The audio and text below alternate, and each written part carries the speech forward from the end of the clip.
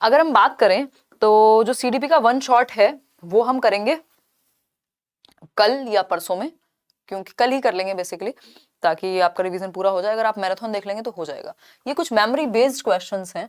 अभी बड़ा मुश्किल है मेमोरी बेस्ड क्वेश्चंस को निकालना, इसलिए कुछ ही क्वेश्चन निकले हैं, अराउंड 20 क्वेश्चंस निकले हैं जो बिल्कुल ऑथेंटिक सोर्स से हैं, जितना हो सकता है। अब एग्जैक्ट तो किसी को नहीं पता कि 100% आया था कि नहीं आया था, वो बाद में पता चल जाएगा जब पेपर निकल के आएगा सामने।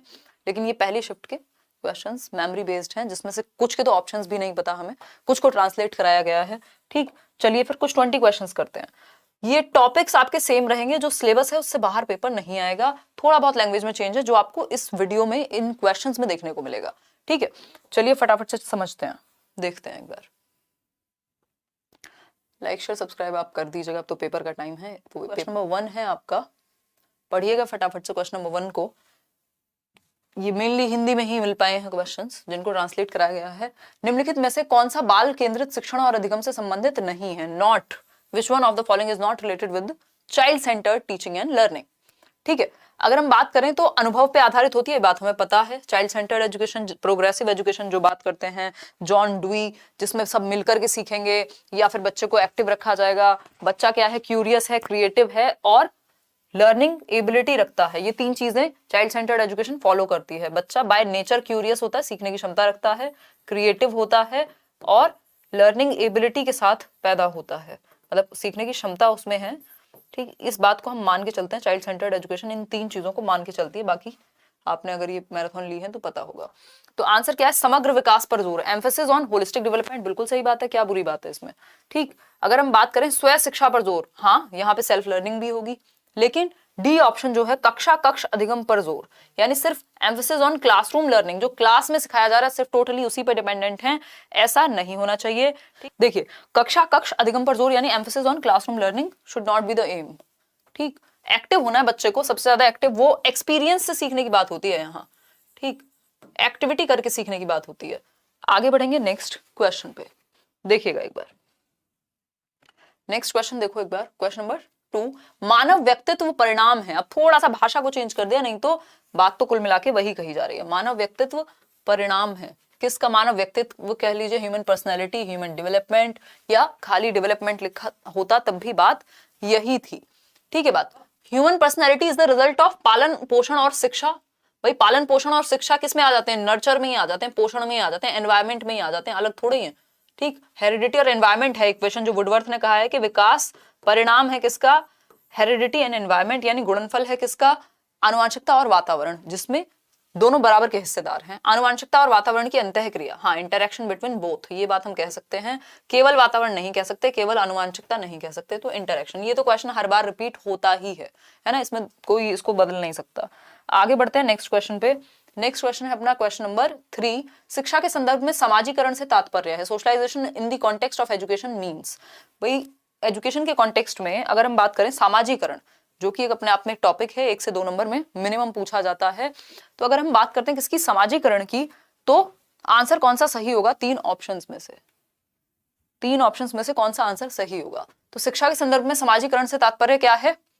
पहला ऑप्शन है क्रिएटिंग योर सोशल नॉर्म्स, अपने सामाजिक मानदंड बनाना। समाजीकरण है जो नॉर्म्स चले आ रहे हैं, जो वैल्यूज हैं, जो काम की चीजें हैं, उनको एक्वायर करना, अडेप्ट करना, ये सारी चीजें। मानदंड, समाज में बड़ों का सम्मान करना, ठीक है, लेकिन सिर्फ ये थोड़ा ही है। सामाजिक वातावरण में, और बात हो रही है किसकी? एजुकेशन के संदर्भ में।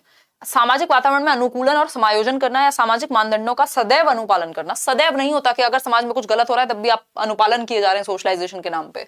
ठीक, नहीं तो ये सती प्रथा से लेके इस तरह की चीजें खत्म ही नहीं होती। ठीक है, सामाजिक वातावरण में अनुकूलन और समायोजन करना। ठीक, adaptation and adjustment to the social environment is known as socialisation. जो आपका एनवायरनमेंट है उसमें आप समन्वय कर रहे हैं, तो बाकी ऑप्शन से बेहतर है, इसीलिए सी के साथ जाएंगे। आगे बढ़ेंगे क्वेश्चन नंबर 4 पर। अध्यापक अधिगम के द्वारा मूल्यांकन विधि का प्रयोग किस प्रकार कर सकते हैं? अधिगम के द्वारा यानी लर्निंग के द्वारा। How can teachers use assessment method through learning? सीखने में हम कैसे आकलन का इस्तेमाल कर सकते हैं, कुल मिला के बात ये कही गई होगी, थोड़ी बहुत लैंग्वेज इधर उधर हुई होगी। ठीक, तो इसके ऑप्शंस हमें सारे तो पता नहीं है, बट हमारे पास एक ऑप्शन है शिक्षार्थी की गलतियों और उनका विद्यालय में ही निवारण। हाँ, बच्चे के एरर्स को हम समझ पाए और उनको डायग्नोज करके क्या कर पाए? रेमेडी दे पाए, डायग्नोज करके रेमेडी दे पाए। This should be the aim of assessment.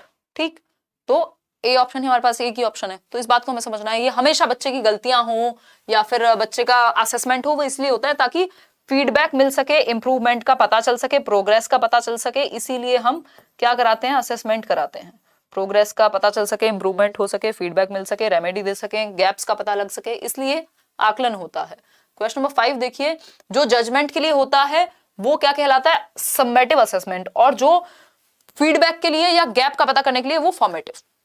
देखिए क्वेश्चन नंबर 5 देखिए, एक शिक्षिका दृष्टिबाधित बालक को अधिगम में किस विधि द्वारा सहायता प्रदान कर सकती हैं, यानी एक टीचर हैं वो किस मेथड का इस्तेमाल करें विजुअली इंपेयर्ड बच्चे के लिए। विजुअली इंपेयर्ड मतलब देखने में जिसको दिक्कत है, तो हमारे पास दो ही ऑप्शन अवेलेबल हैं, श्रव्य माध्यम से, दृश्य माध्यम से, यानी थ्रू ऑडियो और थ्रू विजुअल। तो भाई देख करके या सुन करके, तो जिस बच्चे को देखने में पहले ही दिक्कत है तो उसको क्या दिखाओगे, उसको सुनवाइए, आप ऑडियो का सहारा लीजिए। और अगर ऑडियो से भी बेटर ऑप्शन यहाँ टैक्टाइल मटेरियल लिखा होता, जिनको छू करके समझने वाली बात अगर हम करते तो वो हो जाता। ठीक, या फिर अगर हम कहते हैं टैक्टाइल मटेरियल या ब्रेल लिपि। ठीक, लेकिन अभी यहाँ पे बेहतर ऑप्शन क्या है, ऑडियो, क्योंकि बच्चा देख नहीं सकता लेकिन सुन तो सकता है। ठीक, तो आप क्लियर बोलिए, क्लियर उसको आगे बिठाइए और ऑडियो वगैरह का यूज कीजिए। तो B option is the right answer. Question number 6 देखिएगा, ये क्वेश्चन थोड़ा सा मुझे नया लगा। क्वेश्चन नंबर 6 कहता है NCF 2005 has directed to start dash session in schools to facilitate overall growth and development in a healthy manner, यानी ओवरऑल ग्रोथ एंड डेवलपमेंट को हेल्दी मैनर में बढ़ावा देने के लिए एनसीएफ क्या कहता है कि किस चीज को शुरू किया जाए स्कूल्स में पढ़ाना या क्लासेस लेना। मैं आपके सामने पोल दे देती हूँ ताकि आप जवाब दे पाए। देखिए, ए को कह रहे हैं आप 60%, योग और ध्यान सत्र, करियर परामर्श सत्र, या फिर व्यावसायिक प्रशिक्षण सत्र, या सांस्कृतिक गतिविधि सत्र। बताइए एक बार, बताइए एक बार। ठीक है, अब बात हो रही है NCF 2005 has directed to start session in schools to facilitate overall growth and development in a healthy manner. अब इस बात को ये ध्यान में रख रहे हैं, जिस तरह का इन्होंने क्वेश्चन बनाया है तो ज्यादा चांसेस हैं कि इस बात के साथ हम जा सकते हैं, बट चांसेस ये भी हैं कि ये वोकेशनल को फोकस करें। ठीक है, क्योंकि हेल्दी मैनर मतलब जो इनकी भाषा से लग रहा है वो ए है। इस क्वेश्चन को लेके मैं भी श्योर नहीं हूं, बट मैं ए के साथ जाऊंगी अगर मैं आपकी जगह होंगी। ठीक है, इस पे चर्चा अब कभी और ही होगी, अभी मुझे भी अभी शाम को ही क्वेश्चंस आए मेरे पास भी। ठीक है, तो A option is the right answer हमारे हिसाब से। इसमें चांसेस हैं कि एक गलती हो सकती है। क्वेश्चन नंबर 7 देखिए एक बार। क्वेश्चन नंबर 7 है आपका which is not a guiding principle of NCF 2005। 5 guiding principles हैं, 5 गाइडिंग प्रिंसिपल्स हैं, निर्देश हैं किसके, एनसीएफ 2005 के। तो अगर हम बात करते हैं इनकी, तो कौन सा एक गाइडिंग प्रिंसिपल नहीं है, ये पूछा है सिंपली हमसे। देखिएगा, फटाफट से आंसर कीजिएगा, कौन सा एक गाइडिंग प्रिंसिपल नहीं है ये पूछा है, दीजिए जवाब। कौन सा एक गाइडिंग प्रिंसिपल नहीं है? ज्ञान को विद्यालय के बाहर के जीवन से जोड़ना, हाँ बिल्कुल सही है, रियल लाइफ से जोड़ दो, कोई दिक्कत नहीं है। रटने से अलग हटना, यानी आप रटने पे फोकस ना करें, रटने पे फोकस ना करें, ये बात भी सही है। रोट मेमोराइजेशन से दूर लेके जाना है, रट्टे से दूर लेके जाना है। फिर क्या है, विद्यार्थियों में अंक गणितीय क्षमता यानी अर्थमेटिकल एबिलिटी को इंक्रीज किया जा सके। अच्छा, मे बी लोचदार परीक्षा प्रणाली यानी फ्लेक्सिबल होनी चाहिए जो आपका परीक्षा की प्रणाली है, यानी एग्जामिनेशन सिस्टम है। तो सी ऑप्शन एक ऐसा है जो मेन गाइडिंग प्रिंसिपल्स में नहीं है, जो 5 गाइडिंग प्रिंसिपल्स हैं बाकी सभी हैं। तो C option is the right answer, इसमें कोई भी डाउट हमें नहीं है। 5 गाइडिंग प्रिंसिपल जरूर ध्यान में रखिएगा, एनसीएफ के ज्यादातर क्वेश्चन उससे सॉल्व हो जाते हैं। जैसे देखिए एक बार, ये 5 गाइडिंग प्रिंसिपल्स हैं आपके सामने, मैं थोड़ा सा और जूम करके आपको शो कर देती हूँ। अगर मैं बात करती हूँ, पहला क्या है कि आप बच्चे की लाइफ जो स्कूल के बाहर है यानी रियल लाइफ से जोड़ दो स्कूल में या क्लासरूम की लर्निंग को। ठीक, आप क्या करें, करिकुलम को एनरिच करो ताकि बियॉन्ड टेक्स्ट बुक जाया जा सके, यानी टेक्स्ट बुक के बाहर भी एक दुनिया है तो उसको एक्टिविटीज से जोड़ो। करिकुलम में और भी चीजें शामिल करो, सिर्फ किताबें किताबें किताबें ना हो, एक्टिविटीज हो और भी 70 तरह की चीजें हो। अगर मैं बात करूं नेक्स्ट चीज की, तो ये है nurturing and overriding identity inform bye caring concerns with in the democratic polity. एक कंट्री के लिए एक रिस्पॉन्सिबल सिटीजन हम तैयार कर सकें, इन शॉर्ट ये कह सकते हैं, रिस्पॉन्सिबिलिटी हम उनमें ला सकें। फिर नेक्स्ट क्या है, नेक्स्ट है आपका मेकिंग एग्जामिनेशंस फ्लेक्सिबल। एग्जामिनेशंस क्या बन सके, लचीले बन सके, ऐसा ना हो बच्चा डरे एग्जामिनेशन से, तो अलग अलग तरीके से लिए जा सके। फिर है आपका 5th जो कहता है कि शिफ्ट, रोट लर्निंग से शिफ्ट करना है, रट्टे नहीं लगवाने, रियल लाइफ से जोड़ना है। क्या करना है, रियल लाइफ से जोड़ना है। तो ये 5 गाइडिंग प्रिंसिपल्स हैं जो हमारे दिमाग में क्लियर होनी चाहिए। आगे बढ़ते हैं नेक्स्ट क्वेश्चन पे। नेक्स्ट क्वेश्चन देखेंगे एक बार। क्वेश्चन नंबर 8 देखिएगा, कुछ 20 क्वेश्चंस हैं। क्वेश्चन नंबर 8 आपके सामने है। क्वेश्चन नंबर 8 कहता है, question number 8 says why are errors important as per NCF 2005? NCF 2005 के अकॉर्डिंग एरर्स क्यों महत्वपूर्ण हैं, जो कि बहुत बार पूछा जा चुका है अलग अलग तरीके से, बस ऑप्शंस चेंज हैं। An important tool in classifying the groups, provides a way of teaching to children, provides an insight into the thinking, या provides space for some children। देख रहे हो सारे ही ऑप्शन सही लग रहे हैं, लेकिन हमें एक बात याद रखनी है, एरर से क्या मिलता है, बच्चे की थिंकिंग में विंडो मिल जाती है, हमें झांकने का मौका मिल जाता है, इनसाइट्स मिल जाते हैं कि बच्चा सोचता कैसे है, ये उसकी गलतियां बता देती हैं, उसके एरर्स कैसे हैं, इससे आपको पता लग जाएगा कि बच्चे ने किसी चीज को कैसे समझा, उसकी थिंकिंग प्रोसेस क्या है, और वही हमें पता होनी चाहिए। ठीक है जी, इतनी बात क्लियर है, या कोई दर्द परेशानी समस्या इस बात को समझने में हो रही हो मुझे तो बता दो। आगे बढ़ेंगे क्वेश्चन नंबर 9 पर। क्वेश्चन नंबर 9 है, children speaking different languages from different environments have been enrolled in the primary level class such a situation. यानी प्राथमिक स्तर की कक्षा, यानी 1 से 5 की बात हो रही है, और 1 से 5 की कक्षा में भिन्न भिन्न परिवेश के अलग अलग एनवायरमेंट से आने वाले बच्चे हैं और अलग अलग भाषाएं बोलते हैं, एनवायरमेंट भी अलग अलग है और भाषाएं भी अलग अलग हैं। नामांकन हुआ है, तो ऐसी स्थिति में आप क्या करेंगे, इससे उनकी जो लर्निंग है वो हिंडर होगी, उसको नुकसान पहुंचेगा, या फिर मैं कहूं will act as a valuable resource in linguistic development. हाँ बिल्कुल कह सकते हैं कि भाषाई विकास में अनमोल संसाधन के रूप में, बिल्कुल बच्चा जो भी लेके आता है, चाहे वो उसकी भाषा हो, चाहे वो उसका बैकग्राउंड हो, चाहे वो उसका कल्चर हो, वो सब अच्छा होता है, ये बात हमें ध्यान में रखनी है। तो ये एक रिसोर्स के रूप में काम आएगा कि सब मिलके अलग अलग विभिन्नता में एकता की बात कर पाएंगे। ठीक है, टीचर के लिए थोड़ा चैलेंजिंग हो सकता है, बस बहुत बड़ी समस्या करेगा ऐसा नहीं है, जटिल चुनौती है ऐसा नहीं है। बात क्या है, बात यह है कि हमको इसको रिसोर्स के रूप में यूज करना है, हमें एक संसाधन बना करके इसको यूज करना है कि डिफरेंट बैकग्राउंड से बच्चे आ रहे हैं, डिफरेंट लैंग्वेजेस बोलते हैं, तो एक दूसरे से बहुत कुछ सीखने को उनको मिलेगा, हमें इसको एक संसाधन के रूप में मानना है। आगे बढ़ेंगे, लाइक शेयर करते रहो खुशी खुशी, अब तो कोई बात नहीं, रीड तो जितना हुआ है हुआ ही है। मैं तो, मेरी कोशिश है जितना भी मैं करा पाऊँ। आज तो मैंने इतने सारे सेशंस प्लान किए थे, 3 तो लिए भी हैं, बट शाम के 2 सेशंस मेरे डिस्टर्ब हो गए, इवन ये तीसरा है, 6-7 सेशन आज मुझे लेने थे। How many dots are there in the brain, braille होगा ये, in the braille script, in the braille script. अगर हम बात करें ब्रेल लिपि में कितने बिंदु होते हैं, अब ये बिल्कुल पूछा जा सकता है, पूछा जा चुका है, पहले ईवीएस में पूछा, इस बार मे बी सीडीपी में पूछ लिया हो, है ना, तो ये तो हमें पता ही होना चाहिए। कितने पॉइंट्स होते हैं, 6 पॉइंट्स, 6 पॉइंट्स पे बेस्ड होती है ये। ठीक है, इसमें जो अक्षर बनेंगे वो 6 पॉइंट्स पे बेस्ड होंगे, 1 2 3 1 2 3 6 पॉइंट्स पे। किसने दिया था ब्रेल लिपि को, तो आप कहेंगे लुई ब्रेल ने, लुइस ब्रेल कह देते हैं, एक व्यक्ति थे जो उनकी बचपन में ही आंखों में एक टूल लग गया था, उनके फादर जो है वो कारपेंटर या कुछ इस तरह के थे, और इन्होंने 1824 में, if I am not wrong, तो ये ब्रेल लिपि को इन्वेंट किया, जिसको टच करके पढ़ा जाता है। क्या करके पढ़ा जाता है, ब्रेल लिपि को टच करके पढ़ा जाता है, टेक्टाइल मटेरियल है, छू करके पढ़ा जाता है। किसके लिए काम में आती है, जो लोग देख नहीं सकते, विजुअली इंपेयर्ड हैं या ब्लाइंड हैं, ठीक है, जिनको देखने में कोई समस्या है, विजुअल कोई प्रॉब्लम है। ठीक है, इतनी बात क्लियर है, कोई दिक्कत परेशानी इस बात को समझने में मेरे ख्याल में नहीं हो रही होगी। आगे बढ़ेंगे नेक्स्ट क्वेश्चन पे। देखो क्वेश्चन कुछ तो रिपीट होंगे ही प्रीवियस ईयर से, लेकिन देख रहे हो भाषा में परिवर्तन है। क्वेश्चन नंबर 11 देखिए, क्वेश्चन नंबर 11 देखिए, अकॉर्डिंग टू जीन पियाजे at what stage do symbolic play exist या कम्स। ठीक है, जीन पियाजे के अनुसार किस अवस्था में प्रतीकात्मक खेल खेलते हैं बच्चे। प्रतीकात्मक खेल मतलब मान लीजिए एक रिमोट है, उसको फोन बना लिया, उसको प्रतीक के रूप में यूज कर रहे हैं, है ना, डॉक्टर खेल रहे हैं, ये सब क्या है, सिंबॉलिक प्ले की अगर हम बात करें तो ये सारे जितने भी टाइप के प्ले ज्यादातर आ जाते हैं कब, प्री ऑपरेशनल में, ज्यादातर प्री ऑपरेशनल में 2 से 7 वर्ष की अवस्था है। ठीक है, इतनी बात हमें क्लियर है। कॉन्क्रीट ऑपरेशनल 7 से 11, गत्यात्मक जन्म से 2, औपचारिक संक्रियात्मक 11 से 14। ठीक, एब्स्ट्रैक्ट थिंकिंग अगर पूछेगा तो आप कहेंगे फॉर्मल ऑपरेशनल में, अमूर्त चिंतन। अगर कॉन्क्रीट पूछेगा तो आप कहेंगे मूर्त में, यानी कॉन्क्रीट ऑपरेशनल लॉजिक कब आता है तो आप कहेंगे कॉन्क्रीट में। एब्स्ट्रैक्ट लिखा होगा तो औपचारिक संक्रियात्मक, और ये लिखा होगा ऑब्जेक्ट परमानेंस, वस्तु स्थायित्व, तब सेंसरी मोटर हो जाएगा। ठीक है, इतनी बात, कोई दिक्कत परेशानी दर्द समस्या तो नहीं है इस बात को समझने में। A option was the right option. Question number 12 देखिए, बहुबुद्धि सिद्धांत के अनुसार बालक में निम्न योग्यता बताई जा सकती है। अब ये मल्टीपल इंटेलिजेंस से इस बार 2 क्वेश्चन आ गए हैं, तो कृपा करके इसको ध्यान में पढ़ के जाइएगा। मेरी जो मैराथन सेशन है आप सर्च भी कर लेंगे, गार्डनर ने मल्टीपल इंटेलिजेंस 1983 में अपनी बुक फ्रेम्स ऑफ माइंड में 8 प्रकार की बुद्धि, पहले 7 दी थी फिर 8 दी है, अभी बढ़ गई है लेकिन एनसीईआरटी के अकॉर्डिंग 8 ही है।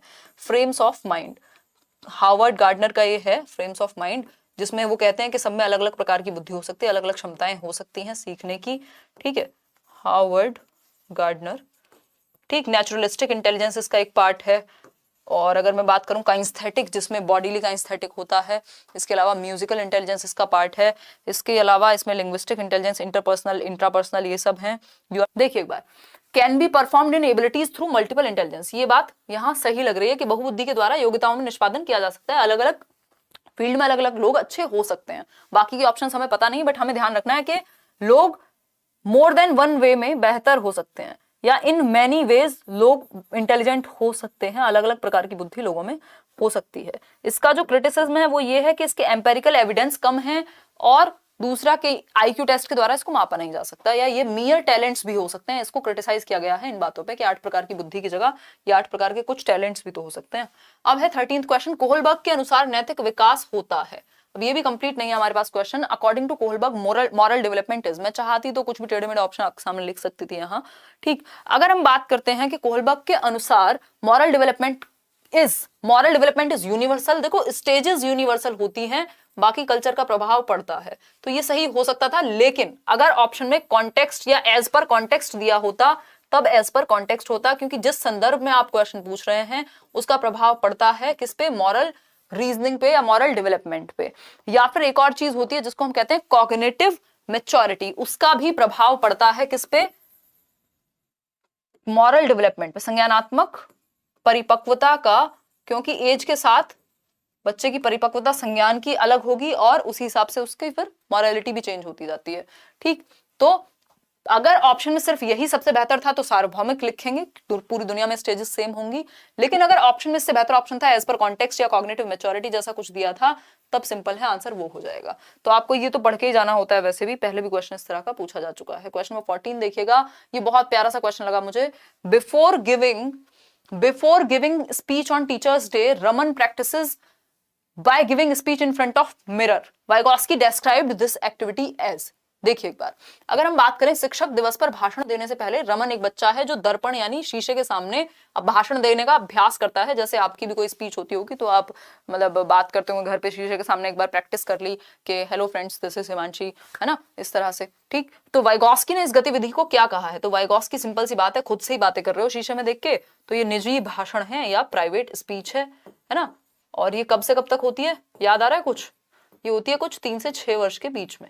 ठीक, फिर 6 से 7 के बाद आपकी साइलेंट इनर स्पीच, और 2 साल तक सोशल स्पीच, जिसको सामाजिक वाक कहते हैं। डिस्टॉर्टेड की कोई बात इन्होंने नहीं की। मेक विलिंग ईगोसेंट्रिक की बात कौन करते हैं, पियाजे करते हैं, ना कि वाइगॉस्की। इसी प्राइवेट स्पीच को उन्होंने ईगोसेंट्रिक कहा है। ठीक है, ये 2 से 7 तक भी चल जाती है कई बार, 3 से 6 मेनली है।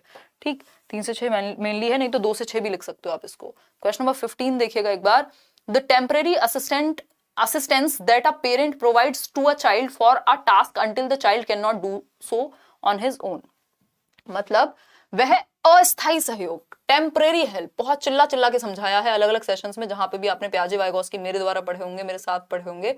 टेम्परेरी हेल्प, अस्थायी मदद, तब तक मदद की जाएगी जब तक वो स्वयं नहीं करने लग जाता। ठीक है, मुझे अपने भाई को ये सिखाना था कि पोल कैसे लगाते हैं, तो वो क्या हुआ, मैंने उसको थोड़ा सा उसको पता था, थोड़ा सा मैंने उसे दिखाया और बताया हल्का सा, अब उसको खुद आ गया। तो मैंने हेल्प कब तक की, जब तक वो खुद नहीं कर पा रहा था, तो उसको हिंट दे दी, मतलब स्कैप फोल्डिंग दे दी। ठीक है, तो ये क्या है, कॉन्करेंट लर्निंग, सहगामी जैसा यहाँ कुछ नहीं है, बात होगी स्कैप फोल्डिंग की। आधारभूत सहायता या पाड़, स्कैप फोल्डिंग। टेम्परेरी हेल्प, जैसे साइकिल चलाना जब सीखते हैं, पीछे से कोई पकड़ता है, तब तक पकड़ता है जब तक आप खुद नहीं चलाने लग जाते। ठीक, तो ये टेम्परेरी हेल्प है जो कोई आपको सहयोग देने के लिए कर सकता है जब तक आप स्वयं ना कर पा रहे हो किसी चीज को। ये ZPD तो एक दायरा है जिसमें ये टेम्परेरी हेल्प दी जाती है। ठीक है जी, कोलैबोरेटिव होता है जब 2 लोग 4 लोग साथ में मिलकर के सीखें। आगे बढ़ेंगे नेक्स्ट, प्रोग्रेसिव एजुकेशन इज, वैसे नोटिस ही आएगा। क्वेश्चन नंबर 16 देखिए, progressive education is related to which of the following story, कौन सी कहानी से प्रगतिशील शिक्षा संबंधित आपको लग रही है। प्रगतिशील शिक्षा किस कहानी से संबंधित लग रही है? शिक्षक सूचना और प्राधिकार के प्रवर्तक होते हैं, यानी teachers are the enforcers of information and authority. नहीं, अथॉरिटी जैसा आपको यहाँ शब्द इस्तेमाल नहीं करना। ज्ञान प्रत्यक्ष अनुभव और सहयोग से उत्पन्न होता है, यानी knowledge stems from direct experience and collaboration. यानी जब बच्चा डायरेक्ट एक्सपीरियंस करेगा, एक्सपेरिमेंट करेगा, यही तो कहती है progressive education. Learning by doing को प्रमोट करती है। अगर आपको याद आ रहा हो जॉन डुई की बात, learning by doing, learning by doing. अगर आप बैचेस में भी थे तब भी आपको यही बात याद आ रही होगी। लर्निंग बाय डूइंग यानी करके सीखने को प्रमोट करती है। आगे बढ़ेंगे, अधिगम तथ्यों के एकत्रीकरण और कौशल में प्रवीणता के साथ मार्ग पर चलता है, यानी learning follows a straight path. Straight कभी नहीं हो सकती लर्निंग, ये लीनियर नहीं होती, बल्कि क्या होता है, कर्व्स होते हैं इसमें, है ना, ये स्पाइरल हो सकती है। परीक्षा मानदंड संदर्भित और वाह है। The exam is criterion reference की यहाँ बात ही नहीं हो रही। क्राइटेरियन होता है जैसे सीटेट है, 90 मार्क्स लाए पास हो गए। नॉर्म होता है जैसे आपको डीट प्लस बी वगैरह है जिनमें परसेंटेज मैटर करेगी, उसके बेसिस पे मेरिट बनेगी। ठीक है, तो यहाँ पे एक आंसर सही था कि बच्चा जहां एक्टिव है, ज्ञान प्रत्यक्ष अनुभव यानी डायरेक्ट एक्सपीरियंस अगर बच्चे को मिले और सहयोग मिले, कोऑपरेशन मिले, तो वो बेहतर सीख सकता है। क्वेश्चन नंबर 17 देखिएगा, विच of the following is an example of intellectual disability. बहुत ही प्यारा क्वेश्चन। इंटेलेक्चुअल डिसेबिलिटी आईडी बोलते हैं इसको, यानी बौद्धिक स्तर पे कोई दिक्कत है, मेंटल लेवल पे कोई दिक्कत है। ठीक है, मेंटल लेवल पे कोई दिक्कत है, मानसिक क्षमता में कोई दिक्कत है, मेंटल एबिलिटी में कोई दिक्कत है। देखिए एक बार, निम्नलिखित में से कौन सा बौद्धिक अक्षमता का उदाहरण है? एग्जाम्पल कौन सा एक है? ठीक, डिस्लेक्सिया ये बौद्धिक क्षमता का नहीं होता, ये न्यूरोलॉजिकल डिसऑर्डर है। इसका मतलब ये नहीं है बच्चे के दिमाग में कोई कमी है। मेंटल या बौद्धिक स्तर से, इंटेलेक्चुअल स्तर से इसका कोई संबंध नहीं है। ADHD again. ठीक, ऑटिस्टिक स्पेक्ट्रम डिसऑर्डर एएसडी में ऐसा होता है कि बच्चे का दिमाग प्रभावित हो सकता है। ठीक, देखो अब इस क्वेश्चन में थोड़ी बहुत गड़बड़ हो सकती है, हो सकता है हमें ये जिन्होंने भी भेजा है थोड़ा बहुत उनको याद करने में दिक्कत हो गई हो। पूछा हो क्वेश्चन में लर्निंग डिसेबिलिटी लिखा होगा तो डिसलेक्सिया आंसर करोगे। अगर लिखा होगा मेंटल डिसऑर्डर संबंधित कुछ, तो ये ऑटिस्टिक स्पेक्ट्रम डिसऑर्डर एएसडी जिसमें बहुत सारे डिसऑर्डर आते हैं, वो हो जाएगा आंसर। ठीक, आगे बढ़ेंगे, नेक्स्ट क्वेश्चन पे चलेंगे। नेक्स्ट क्वेश्चन है question number 18, families of children from disadvantaged group backward community were sent to other places due to some reason. यानी एक ग्रुप है जो डिसएडवांटेज्ड है, इस बच्चों को, वंचित समूह के बच्चों को इधर उधर भेजा गया अलग अलग जगह पर। अब उनको दोबारा से स्कूल जाना है, उनकी जगह चेंज होती रहती है, ये लोग मूव करते रहते हैं, जो इनकी ट्राइब्स होती हैं। तो इस केस में आप बच्चों के लिए क्या करेंगे ये पूछ रहे हैं। देखिए एक बार, अगर हम बात करें तो हम क्या करेंगे, by encouraging them to adjust to that situation naturally. अगर ये बेस्ट ऑप्शन होगा बाकी चारों में तो इसके साथ चले जाएंगे कि भाई नेचुरली उनको एडजस्ट होने का मौका देंगे, नहीं तो उनको इंटरेस्ट को बढ़ावा देंगे, उनको सीखने का मौका देंगे, उनको एक्टिव रखेंगे। अगर मैं इन शॉर्ट कहूं तो हमारे पास बाकी के 4 ऑप्शन है नहीं, बट मुझे लग रहा है ये बेस्ट ऑप्शन हो सकता है यदि बाकी के ऑप्शन इससे कमजोर होंगे। तो इस स्थिति में आपको बाकी ऑप्शन को एलिमिनेट करना होगा जो आपको इससे कमजोर लगे। ठीक है, आगे बढ़ते हैं। इसको पहले थ्रेड्स मिलने लग गई, अपडेट तो लग के बाद में निपटा है। देखो क्वेश्चन नंबर 19 देखो, हम सिर्फ 20 करने वाले हैं। अकॉर्डिंग टू जीन पियाजे what is the characteristic of, विशेषता या फीचर किसका, प्री ऑपरेशनल स्टेज का। सिंबॉलिक गेम या सिंबॉलिक प्ले, अमूर्त चिंतन यानी एब्स्ट्रैक्ट थिंकिंग, तर्कपूर्ण चिंतन या वस्तु स्थायित्व। तो इन सबको ध्यान में रखिए। हो सकता है आपसे डायरेक्ट क्वेश्चन ये ना पूछ के ये पूछ ले कि वस्तु स्थायित्व कब आएगा, आप कहेंगे गत्यात्मक अवस्था यानी सेंसरी मोटर में जन्म से 2 वर्ष में वस्तु स्थायित्व आता है। इसमें कोई भी डाउट आपको होना नहीं चाहिए, नहीं तो अलग अलग जगह पे अलग अलग चीज पढ़ाई जाएगी, या पढ़ भी लेंगे आप गलती से कंफ्यूजन से। तो ये वस्तु स्थायित्व जन्म से 2 में आता है। तर्कपूर्ण चिंतन जो है, ये तर्क गलत लिखा है, तर्कपूर्ण चिंतन जो है यानी लॉजिकल थॉट या इंडक्टिव रीजनिंग सबसे पहले कॉन्क्रीट ऑपरेशनल में आती है, मूर्त संक्रियात्मक अवस्था में, जो 7 से 11 वर्ष की अवस्था है। ठीक, अमूर्त चिंतन 11 से 14 में आता है, जो कि फॉर्मल ऑपरेशनल स्टेज है। लास्ट वाली SPCF से याद रखना होता है, sensory motor, pre operational, concrete operational और फॉर्मल ऑपरेशनल। ठीक, प्रतीकात्मक यानी सिंबॉलिक प्ले ये आ जाता है 2 से 7 वर्ष यानी प्री ऑपरेशनल में। यही हम थोड़ी देर पहले डिस्कस कर रहे थे। तो सिंबॉलिक गेम की अवस्था कौन सी हुई, pre operational stage. According to the principle of multiple intelligence, बहुबुद्धि के सिद्धांत के अनुसार the following abilities can be stated in the child. किन एबिलिटीज को स्टेट किया जा सकता है? तो योग्यता में विश्वास किया जा सकता है, एबिलिटी टू बी बिलीव्ड, कि हाँ बच्चे की अलग अलग क्षमताएं हो सकती हैं, ये पॉसिबिलिटी है, बट ये बाकी के ऑप्शन हमारे पास है नहीं। तो यहाँ पे हमें ये कहना है कि a child can learn in more than in many ways भी लिख सकते हैं। भाई अलग अलग ढंग से अलग अलग बच्चे सीख सकते हैं, अलग अलग एबिलिटीज उनमें पाई जा सकती हैं, इसीलिए 8 प्रकार की इंटेलिजेंस का टाइप MI ये आपका शाओमी नहीं है जिसके फोन आते हैं, दिस इज मल्टीपल इंटेलिजेंस, बहुबुद्धि का सिद्धांत बाय हार्वर्ड गार्टनर। ठीक है, तो ये कुछ 20 क्वेश्चंस थे जो मुझे मिल पाए बेस्ट पॉसिबल, बिल्कुल सटीक रिसोर्सेज